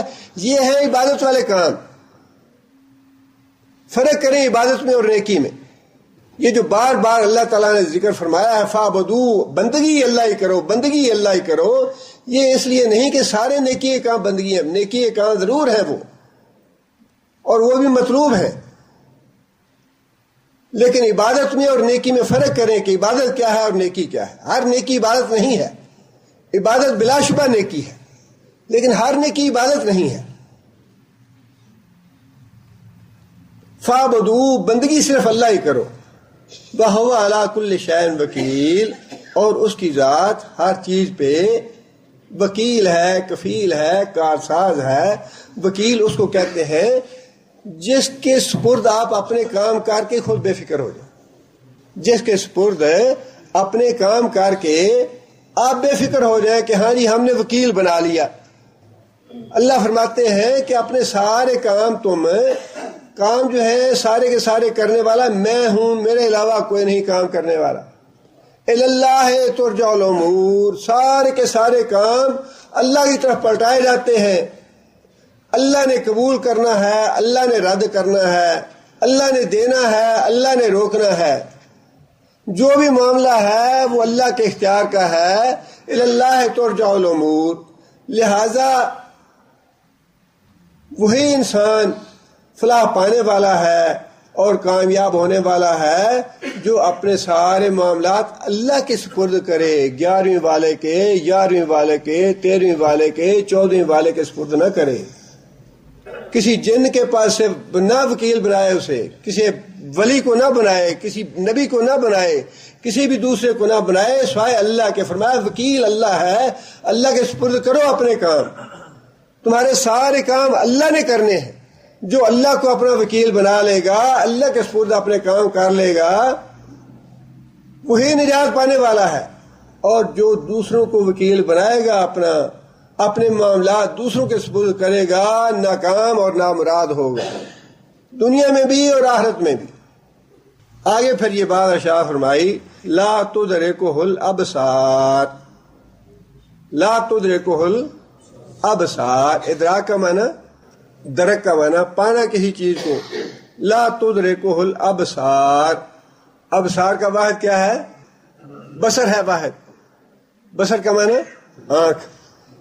آنکھ کو اللہ دیکھیے کتنی بڑی بڑی نعمتیں اللہ نے دی ہیں، کبھی ہم نے اس پہ غور نہیں کیا. آنکھ جو ہے اس کا ڈائیمیٹر کتنا ہے، قطر کتنا ہے اس کا؟ 2-3 سینٹی میٹر ہوگا، 2-3 سینٹی میٹر ہوگا، 4 سینٹی میٹر ہوگا. سورج کا ڈائیمیٹر کتنا ہے؟ کہا جاتا ہے، ویسے سائنسدانوں کی اپنی ایک تحقیق ہے، واللہ عالم بالصواب، 192 بلین کلومیٹر سورج کا ڈائیمیٹر یا سورج کا قطر جو ہے 192 بلین کلومیٹر ہے سورج کا. اور آنکھ کا قطر کتنا ہے؟ 2-3 سینٹی میٹر کا. اللہ تعالیٰ کی قدرت دیکھیں کہ 2-3 سینٹی میٹر کی جو قطر والی آنکھ ہے، اس سے انسان اتنے بڑے سیارے کو دیکھتا ہے جس کا قطر جو ہے 192 بلین کلومیٹر کے برابر ہے نا اللہ کی قدرت. ایک چھوٹی سی چیز اللہ نے دی ہے اور اس چھوٹی سی چیز سے اتنی بڑی بڑی چیزیں انسان دیکھتا ہے. یہاں اللہ تعالیٰ نے فرمایا کہ لا تدرکہ الابصار، آنکھ نہیں فرمایا، ابصار فرمایا ہے. آنکھیں اللہ کو نہیں پا سکتی. آنکھیں، اور پھر اس آنکھوں کے لفظ کو محدود نہیں کیا کہ کتنے انسانوں کی آنکھیں.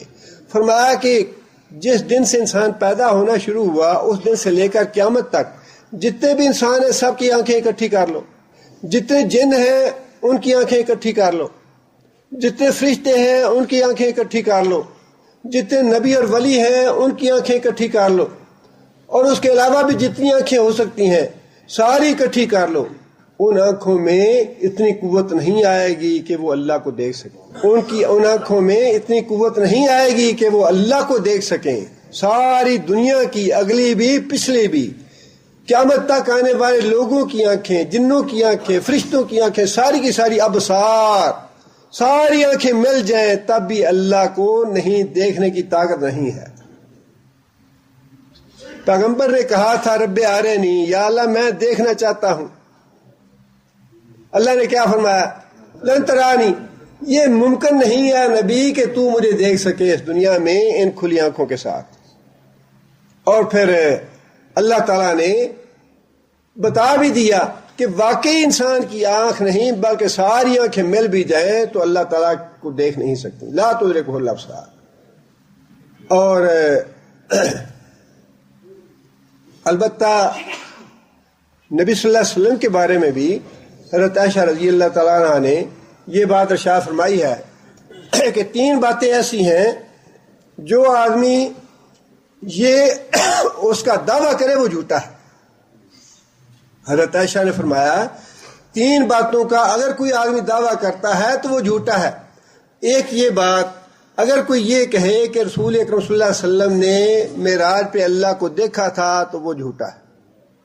دوسری بات فرمائی کہ اگر کوئی آدمی یہ کہے کہ نبی صلی اللہ علیہ وسلم نے وحی کا کوئی حصہ چھپا لیا تو وہ جھوٹا ہے۔ اور تیسری بات یہ فرمائی، اگر کوئی آدمی یہ کہے کہ محمد صلی اللہ علیہ وسلم کل کی بات جاننے والے ہیں تو وہ بھی جھوٹا ہے۔ فرمایا کہ یہ 3 باتیں جو ہیں اگر کوئی دعویٰ کرتا ہے تو وہ جھوٹا ہے۔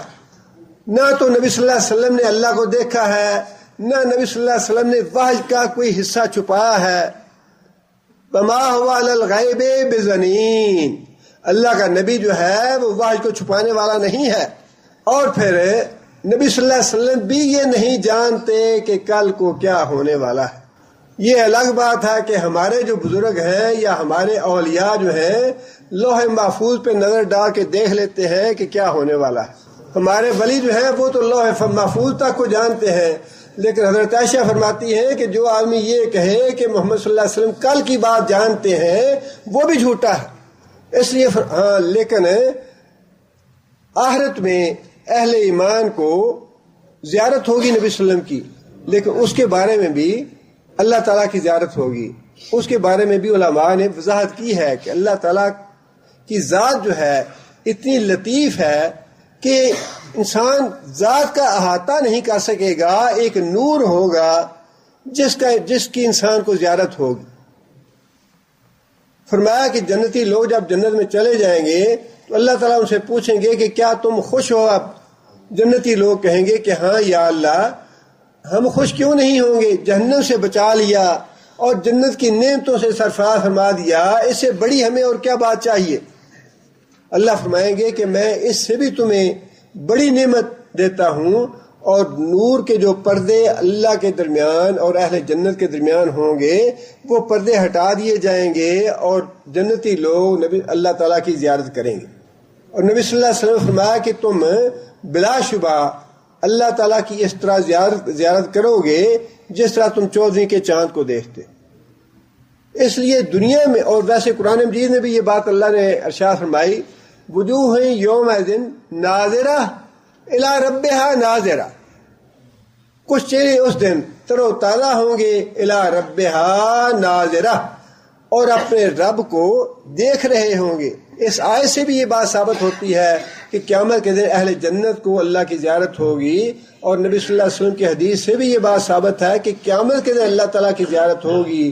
لیکن اس دنیا میں اگر کوئی کہے کہ ایسی مجلس ہوتی ہے جس میں پیغمبر ہوتے ہیں، اولیاء بھی آتے ہیں، ہمارے حضرت صاحب بھی جاتے ہیں، بزرگ بھی جاتے ہیں، اور اللہ کی زیارت کرائی جاتی ہے، اور یہ وہ سارا کو، یہ بالکل سب باطل ہے۔ قرآن حدیث سے وہی بات ہے، علم سے یہ بات ثابت نہیں ہے، علم وحی سے یہ بات ثابت نہیں ہے۔ اور جب اللہ نے فرما دیا کہ ساری دنیا کی آنکھیں مل کے بھی اللہ تعالیٰ کو نہیں پا سکتی اس دنیا میں، نص ہے قرآن مجید کی، اب اس کے بعد جو بھی کوئی انسان دعویٰ کرنا چاہے کرتا رہے، لیکن حرف آہت تو وہی ہے جو اللہ نے ارشاد فرما دیا۔ اور پھر آگے یہ بات ارشاد فرمائی، وَهُوَ يُدْرِكُ الْأَبْصَارَ، وَهُوَ يُدْرِكُ الْأَبْصَارَ، اور اللہ کی ذات ایسی ہے جس نے نظروں کا احاطہ کیا ہوا ہے۔ اللہ تعالیٰ ایک ایک آدمی کی نظر جانتا ہے، ایک ایک آدمی کی۔ الم نجل لہو، وہ جو ہے یہ کس کے لیے؟ واحد کے لیے ہے، لہم نہیں ہے۔ الم نجل لہو عینین، کیا ہم نے انسان کو آنکھ نہیں دی؟ جس کا مطلب یہ ہے ہر انسان کو اللہ تعالیٰ نے بناتے ہوئے الگ الگ آنکھ ڈالی ہے، اس میں ہر انسان کی آنکھ کے بارے میں اللہ جانتے ہیں کہ اس کو میں نے ایسی آنکھ دی ہوئی ہے۔ الم نجل لہو عینین، اللہ تعالیٰ ساری آنکھوں کا احاطہ کرنے والے ہیں، ہر انسان کی آنکھ کو اللہ جانتے ہیں۔ اور پھر جو آج مجرموں کو پکڑنے کے لیے پہلے تو یہ ہاتھوں کے جو نشانات تھے، لکیریں تھیں، یہ استعمال ہوتے تھے۔ اب آنکھوں کی جو تصویریں ہیں یہ استعمال کیوں ہوتی ہیں؟ آنکھوں کی تصویر اس لیے استعمال ہوتی ہے کہ کوئی بھی ایک آنکھ دوسری آنکھ سے ملتی نہیں ہے۔ الم نجعل لہ، ہر انسان کو ہم نے الگ الگ آنکھ ڈالی ہے اس میں، بلسانن، ہر انسان کو الگ الگ ہم نے زبان دی ہے۔ زبان دیتے ہوئے ہمیں پتا تھا کہ اس طرح کی زبان میں اس کو دے رہا ہوں۔ وشفتین، ہر انسان کو میں نے الگ الگ ہونٹ دیے ہیں۔ اللہ تعالیٰ نے اتنی باتیں سننے کے باوجود، پڑھنے کے باوجود، جاننے کے باوجود، اس کے بعد پھر اگر کوئی آدمی یہ کہے جی بات تو ٹھیک ہے پر دل نہیں مانتا، بات یہاں پہ آگے رک جاتی ہے۔ ہاں جی باتیں تو ٹھیک ہے، واقعی قرآن میں بھی ہے، واقعی حدیث میں بھی ہے، بات ساری، پر پتہ نہیں کی گل دل نہیں مانتا۔ یہ ہے ہوائے نفس کی بات، اور یہی وہ ہے جو اللہ نے فرمایا کہ جو بشرا بنایا تھا موسیٰ علیہ السلام کی قوم نے، اشربوا فی قلوبہم العجل، ان کے شرک کی وجہ سے اللہ تعالیٰ نے محبت ڈال دی بشرے کی ان کے دلوں میں، ان کے شرک کی وجہ سے، مشرکوں کے شرک کی وجہ سے اللہ تعالیٰ نے ایسا شرک میں ان کو پھنسا دیا ہے، ایسا ڈال دیا ہے کہ شرک سے نکلنے کو جی نہیں چاہتا۔ شرک میں ایسی لذت محسوس ہوتی ہے کہ جی ہے تو باتیں ٹھیک ہے ساری، لیکن حضرت صاحب کی کیا ہی بات، یہاں سے دیکھ کے سب کچھ گئے، ہاں جی وہ سرکار مدینے والی بھی سرکار تو ہے ہی، پر جو لاہور والی سرکار ہے اس کی کیا ہی بات، وہ دل سے نہیں نکلتی۔ اشربوا فی قلوبہم العجل، بشرے کی محبت ڈال دی گئی۔ جب تم نے شرک میں ساری زندگی بسر کر دی، علی حجویری کی قبر پہ جا کے ماتھے رگڑتے رہے، نظریں نیالیں دیتے رہے، چڑھاوے چڑھاتے رہے، تو پھر اللہ نے بھی کہا کہ ٹھیک ہے اسی طرح مرنا ہے تو مرو۔ اللہ نے ایسی محبت ڈال دی شرک کی اس کے دل میں کہ شرک سے نکل نہیں سکتے۔ فرمایا وَهُوَ يُدْرِكُ الْأَبْصَارَ، اللہ تعالیٰ آنکھوں کا بھی احاطہ کیے ہوئے ہے، لوگوں کے کانوں کا احاطہ بھی کیے ہوئے ہے، لوگوں کی زبان کا احاطہ بھی کیے ہوئے ہے، لوگوں کے پاؤں کا بھی اور ہاتھوں کا بھی، ان کے دل کا بھی، ان کے دماغ کا بھی، اللہ ہر چیز کا احاطہ کیے ہوئے ہے۔ وَهُوَ اللَّطِيفُ الْخَبِيرُ، اور وہ ذات بڑی باریک بین اور خبردار ہے، ہر چیز سے خبردار ہے۔ کوئی اس کے علاوہ، میں نے گزارش کی نا کہ اللہ تعالیٰ نے بے شمار آیتوں کے آخر میں اپنی صفات بیان کی ہے۔ اللہ کی ذات عزیز ہے، اللہ کی ذات حکیم ہے، علیم ہے، خبیر ہے، رحمان ہے، رحیم ہے، غفار ہے، ستار ہے، یہ ساری صفات ہیں۔ ان صفات پہ لوگوں کا ایمان نہیں ہے، اللہ پہ ایمان ہے، اللہ پہ ایمان ہے، اللہ کی صفات پہ ایمان نہیں ہے، جن کا بار بار اللہ نے ذکر فرمایا کسی نہ کسی آیت کے آخر میں، ہر بار وہ اللہ نے فرمایا کہ یہ اللہ کی صفت ہے، یہ اللہ کی صفت ہے، یہ اللہ کی صفت ہے۔ جتنی باریک بین ذات اللہ کی ہے، چھوٹے سے چھوٹا جو وہم ہے، جو گمان ہے، جو تصور ہے، وہ بھی دل میں آتا ہے تو اللہ اتنا باریک بین ہے، وہ بھی جانتا ہے، بڑی باریک نگاہ رکھنے والا۔ جو انسان کا ارادہ ہے، نیت ہے، وہ تو دور کی بات ہے، جو تصور ذہن میں آتا ہے اللہ وہ بھی جانتے ہیں، جو خیال دل میں گزرتا ہے اللہ وہ بھی جانتے ہیں۔ لطیف ہے اللہ کی ذات، اور فرمایا کہ خبیر ہے، لوگوں کے سارے حالات سے واقف ہے، خبردار ہے۔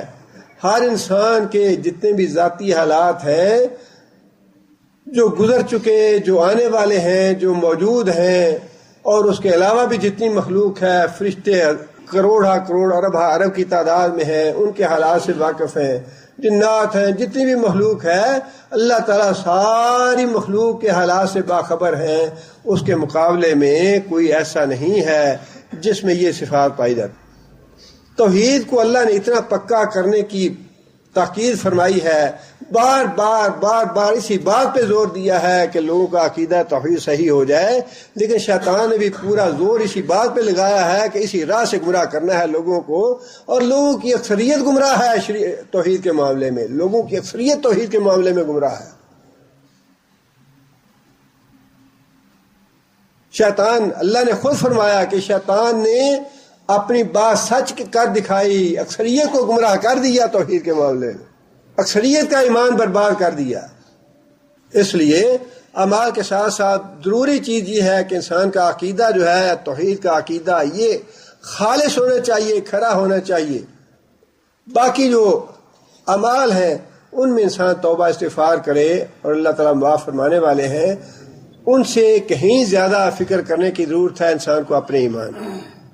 اللہ تعالیٰ ہمیں نیک عمل کرنے کی توفیق عطا فرمائے۔ سبحان ربک رب العزت عما یصفون والمرسلین الحمد للہ رب العالمین۔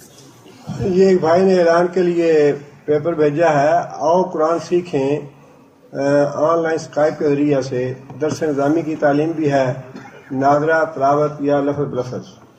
یہ جو بھائی سیکھنا چاہتے ہیں انہوں نے اپنا ایڈریس وغیرہ بھی دیا ہے، جوال نمبر وغیرہ ہے، وہ لے سکتے ہیں جو چاہتے ہیں۔ آج کل شادی سے پہلے لڑکی والوں کی شرط دیکھنے میں اکثر کہ اگر لڑکا طلاق دے گا تو 5 یا 10 لاکھ دینے پڑیں گے، یا گاڑی یا پلاٹ وغیرہ لڑکی کے نام لکھوانا یا اسٹامپ کرانا پڑے گا، تو یہ شرط ٹھیک ہے یا نہیں؟ اصل میں یہ جو رشتہ ہے نا میاں بیوی کا، یہ رشتہ ہے اعتماد کا۔ شروع سے ہی اگر سوچ فریقین کی اس طرح کی بن جائے کہ لڑکے سے اتنا حق مہر لکھوا لینا چاہیے کہ یہ طلاق کا سوچ بھی نہ سکے، بنیادی طور پہ یہ سوچ ہی غیر اسلامی ہے اور غلط ہے، اور ہماری انہی جو سوچوں کی وجہ سے بگاڑ اور فتنے پیدا ہوتے ہیں۔ انسان اپنی نیت سیدھی رکھے اور اللہ کی رضا پہ، اللہ کے حکم پہ چلتے ہوئے سارے کام کرے تو اللہ تعالیٰ معاملات جو ہیں وہ سیدھے کرنے والے ہیں۔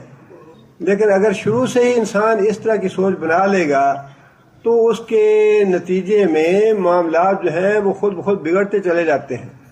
لہذا اس طرح کی، اور نبی صلی اللہ علیہ وسلم نے خود یہ فرمایا بھی ہے کہ سب سے زیادہ اچھا نکاح کون سا ہے؟ جو سب سے زیادہ مالی اعتبار سے آسان ہو، مالی اعتبار سے آسان ہو، جو اپنی استطاعت سے باہر نہ ہو۔ جتنی انسان کی استطاعت ہے اس کے مطابق حق مہر لکھانا چاہیے یا لکھنا چاہیے۔ اگر کوئی مجبور کرے کسی کو یا اس طرح کی غیر شرعی شرط لکھوانا چاہے تو ایسے راستے پہ انسان کو پڑنا ہی نہیں چاہیے۔ اللہ کے رسول کے احکام کو مقدم رکھیں اور زندگی بھر ساتھ نبھانے کے ارادے سے نکاح کریں، خواہ بیٹی ہو یا بیٹا ہو۔ پہلے ہمارے زمانے میں تو اب وقت بدل گیا ہے، سوچ بدل گئی ہے، اقدار بدل گئے ہیں۔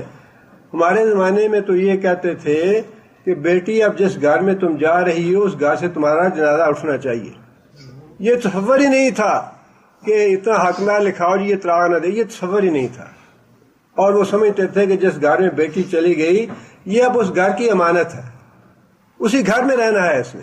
ایک بھائی نے دعا کی درخواست کی ہے، پاکستان سے آئے ہیں وہ اور الیکٹریشین ہیں، اور انہیں اپنی سروس کے معاملے میں کچھ پریشانی ہے، اللہ تعالیٰ ان کی پریشانی دور فرمائے۔ اور ایک بھائی نے لکھا ہے کہ بیٹی کے رشتے کے لیے دعا کریں، کوئی دیندار گھرانہ ہو تو اس کے لیے خواہش مند ہے وہ، اللہ تعالیٰ ان کی مشکل آسان فرمائے اور کوئی دیندار گھرانہ اللہ تعالیٰ انہیں مہیا فرمائے۔ داماد اور ساس کا رشتہ محرم کا ہے یا نہیں؟ داماد اور ساس کا رشتہ جو ہے وہ بھی محرم کا ہے، اس کے ساتھ وہ سفر کر سکتے ہیں۔ اور میرے لڑکے کے ہاں اولاد نہیں، اللہ تعالیٰ صالح اولاد سے نوازے آپ کو۔ میرا بیٹا بیمار ہے، اللہ تعالیٰ شفا عاجلہ اور کاملہ عطا فرمائے۔ اور ایک بھائی نے لکھا ہے کہ ان کی والدہ کا آپریشن ہے، اللہ تعالیٰ شفا عاجلہ اور کاملہ عطا فرمائے انہیں۔ ایک بھائی نے لکھا ہے کہ زیر زبر والا اعراب کا سوال، یہ جو ابھی اعلان کیا میں نے، آؤ قرآن سیکھیں، تجوید کے عالم ہیں یہ، آپ ان سے ریویو کریں اس بارے میں۔ میں کمپٹیشن نقل فعالہ کرانا چاہتا ہوں، اللہ تعالیٰ آپ کی مشکل دور فرمائے اور آپ کے لیے معاملات سہل اور آسان فرمائے۔ ایک بھائی نے لکھا ہے میرے 2 بچے حافظ قرآن ہیں، تیسرا قرآن حفظ کر رہا ہے، نماز کی پابندی نہیں کرتے، نہ قرآن کی تلاوت کرتے ہیں، میں نصیحت کر کر کے تھک گیا ہوں، بچوں کے حوالے سے بڑی پریشانی ہے، میرے لیے دعا کریں، ان کو ہدایت دے اور مجھے استقامت دے۔ اولاد کی تربیت کا معاملہ جو ہے نا یہ واقعی بڑا کٹھن ہے، انسان کی زندگی کا سب سے بڑا امتحان اولاد کی تربیت کا ہے، لیکن جس طرح بھائی نے لکھا ہے کہ 2 بچے حافظ قرآن ہیں اور تیسرا قرآن بھی حفظ کر رہا ہے، تو اس کا مطلب یہ ہے کہ خیر اور بھلائی جو ہے وہ موجود ہے۔ مایوس نہیں ہونا چاہیے اللہ کی رحمت سے۔ بچوں پہ مختلف ادوار آتے ہیں، بچوں پہ مختلف اوقات میں، مختلف عمروں میں مختلف ادوار آتے ہیں۔ کبھی بچوں کا رجحان کسی طرح ہو جاتا ہے، کبھی کسی طرح ہو جاتا ہے، کبھی بہت زیادہ نمازی، مسجد کی طرف رغبت زیادہ، سب کچھ ہو جاتا ہے، اس کے بعد پھر ان کی طبیعت میں رد و بدل ہوتا ہے۔ استقلال کے ساتھ اور استقامت کے ساتھ بچوں کے لیے دعا بھی کرتے رہیں اور ان کی تربیت کا اہتمام نہ چھوڑیں۔ تربیت کی اپنی طرف سے پوری کوشش کرتے رہیں۔ معاملات تو اللہ کے ہاتھ میں ہیں، نتائج ہمارے ہاتھ میں نہیں ہیں، نتائج اللہ کے ہاتھ میں ہیں، لیکن دعا کرنا اور دعا کے ساتھ ساتھ ہے اس کے لیے جد و جہد اور کوشش کرنا، یہ ہمارا فرض ہے، اور اپنے فرض میں کوتاہی نہیں کرنی چاہیے۔ اور اس معاملے میں صبر سے بھی کام لینا پڑتا ہے۔ وَاسْتَعِینُوا بِالصَّبْرِ وَالصَّلَاةِ، اللہ سے مدد مانگو۔ نماز بھی ضروری ہے، لیکن نماز سے پہلے صبر کا لفظ اللہ نے استعمال فرمایا ہے۔ انسان بے صبرہ ہو جاتا ہے، انسان جو ہے بہت بے چین ہو جاتا ہے، اور قدرتی بات ہے، اولاد کا معاملہ واقعی ایسا ہی ہوتا ہے۔ اولاد میں کوئی جب آدمی دیکھتا ہے بات ایسی تو انسان بے چین ہو جاتا ہے، بے صبرہ ہو جاتا ہے، اضطراب اور پریشانی قدرتی بات ہے، لیکن اللہ تعالیٰ نے اپنی مدد بھیجنے کے لیے پہلے صبر کا لفظ استعمال فرمایا، پھر نماز کا لفظ استعمال فرمایا ہے۔ اللہ سے مدد کی دعا مانگیں صبر کے ساتھ اور نماز کے ساتھ، اور اس معاملے کو نہ تو مایوس ہوں نہ چھوڑیں۔ یہ معاملہ نہ مایوس ہونے والا ہے نہ چھوڑنے والا ہے، یہ تو ساری زندگی کا معاملہ ہے۔ اولاد کا معاملہ جو ہے ساری زندگی کا معاملہ ہے۔ باقی معاملہ اللہ سے دعا کرتے رہیں، اور امید یہ ہے کہ جب بچوں نے قرآن حفظ کیا ہے تو انشاءاللہ اللہ تعالیٰ ان کو نماز کی توفیق بھی دے دیں گے۔ آپ مسلسل اپنی کوشش جاری رکھیں۔ میرے چچا جان ہر سال اپنے باپ کی برسی یعنی ان کا سالانہ ختم دلواتے ہیں۔ پورا سال نماز نہیں پڑھتے، عید کے دن مسجد میں نظر آتے ہیں، اپنے سارے خاندان کو ختم میں حاضری کے لیے دعوت دیتے ہیں، اور اگر خاص کر میرے گھر والے نہ جائیں تو بہت افسوس کرتے ہیں۔ اور یہ بھی چچا کو معلوم ہے کہ میں یا میرے گھر والے ان ایام کو نہیں مانتے یا ان باتوں کو نہیں مانتے۔ یہ مسائل جو ہیں کم و بیش جو سعودی عرب میں لوگ آتے ہیں انہیں اپنے خاندان میں پیش آتے ہیں۔ بات وہی ہے کہ دین کی دعوت کے معاملے میں صبر سے اور حکمت سے کام لینا چاہیے۔ قطع تعلق کر لینا یہ مسائل کا حل نہیں ہے۔ دعوت انہیں دیتے رہیں جب بھی مناسب سمجھیں، اور تعلق ان کے ساتھ رکھیں۔ باقی وہ اپنے ہمارا جو کام ہے، آگے اگلی آیات میں یہی باتیں اللہ نے فرمائی، تمہارا کام یہ ہے کہ تم دین کی بات، حق کی بات لوگوں تک پہنچا دو، اور پھر تم ان پہ حوالہ دار یا ان کے لیے منوانے والے نہیں ہو۔ منوانی ہماری ذمہ داری نہیں ہے، البتہ بات پہنچانا، بات کہنا، یہ مسلسل کرتے رہنا چاہیے۔ اب یہ ہدایت تو اللہ کے ہاتھ میں ہے۔ آپ کے چچا تو دور کی بات، نبی صلی اللہ علیہ وسلم کے چچا کے بارے میں اللہ تعالیٰ نے نہیں ہدایت لکھی تھی، نہیں ملی۔ ہمارے چچا کی بات تو دور کی ہے، نبی صلی اللہ علیہ وسلم کے چچا کے بارے میں اللہ نے ہدایت نہیں لکھی تھی، وہ نہیں ملی۔ اس لیے یہ معاملہ تو اللہ کے ہاتھ میں ہے۔ اللہ تعالیٰ اپنا فضل اور رحمت فرمائے، اور اللہ تعالیٰ ہمیں فتنوں سے محفوظ رکھے۔ بس اپنی فکر ضرور کرتے رہنا چاہیے، دوسروں کو بھی کرنی چاہیے، لیکن دوسروں سے پہلے اپنے دین اور ایمان کی فکر کریں کہ ہمارا دین اور ایمان جو ہے اللہ محفوظ رکھے، اور دنیا سے ہمیں اللہ دین اور ایمان کے ساتھ لے جائے۔